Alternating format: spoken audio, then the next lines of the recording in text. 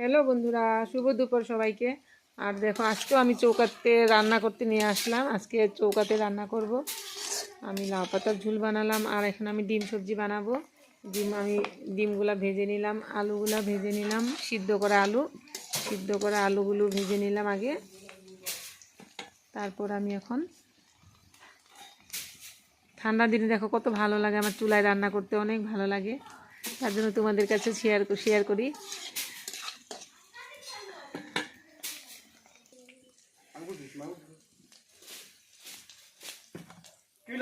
সরো বনু, আগুন গরম লাগবে মনে। বনু, তুমি বিয়া হলে চুলাতে রান্না করবা? হ্যাঁ, চুলাতে রান্না করবা বিয়া হলে? এরকম আমার মতো চৌকা বানাইবা। হ্যাঁ, দেখো আমি কি সুন্দর চৌকা বানাইছি। চৌকা বানায় তারপরে তুমি রান্না করবা, হ্যাঁ, বিয়া হলে। এখন আমি তেলে দিয়ে দিব পেঁয়াজ।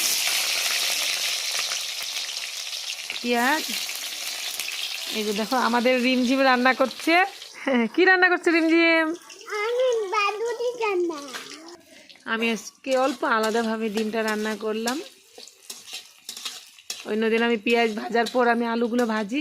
আজকে আমি আলু আর ডিম আগে ভেজে রাখলাম, তারপরে এখন পেঁয়াজ দিচ্ছি। তারপর আমি দিয়ে দিব টমেটো গ্রেভি।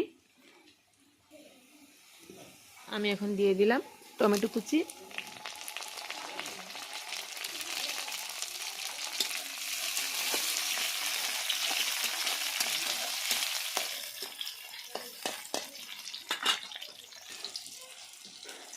তারপর আমি দিয়ে দিব এখানটায় কাঁচা লঙ্কা।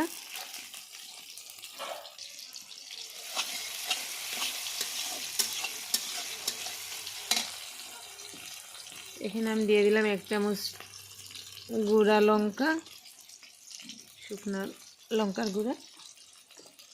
আর আমি এখানে দিয়ে দিলাম 1.5 চামচ জিরা।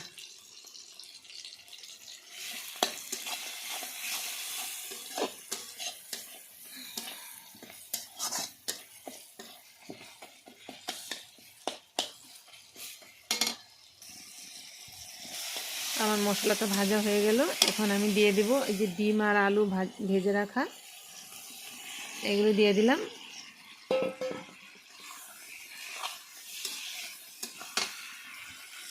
আমি আগেও লবণ দিচ্ছিলাম, এখন অল্প লবণ দিয়ে দিব আবার।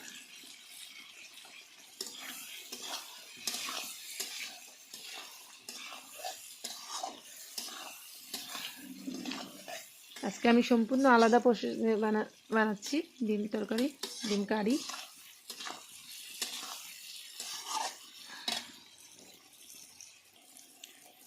এইভাবে ডিম তরকারি কে কে বানায় একবার কমেন্ট করে বলবে তোমরা।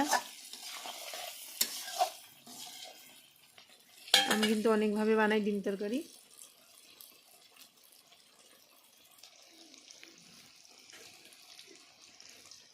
আমি এখন অল্প জল দিয়ে দিব। আমি ডিম তরকারি হলো, বেশি ঝোল দিব না এখানে।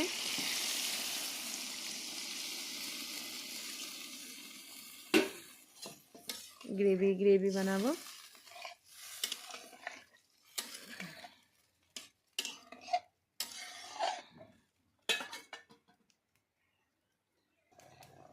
দেখো চৌকায় যেইভাবে উতলায়, গ্যাসে কিন্তু ওইভাবে উতলায় না।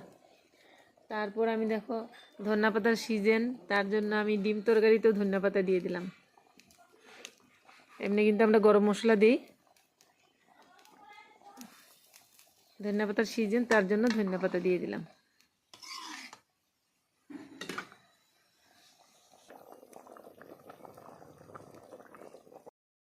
আমার ঝোলটা হয়ে আসছে, এখন আমি নামায় তোমাদেরকে দেখাবো।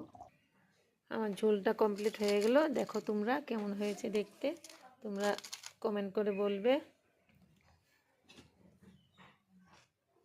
আমার রান্না শেষ। আর যদি ভালো লাগে আমার ভিডিওটা, তাহলে তোমরা লাইক কমেন্ট করবে, সাবস্ক্রাইব করবে প্লিজ। আজকের জন্য বাই সবাইকে।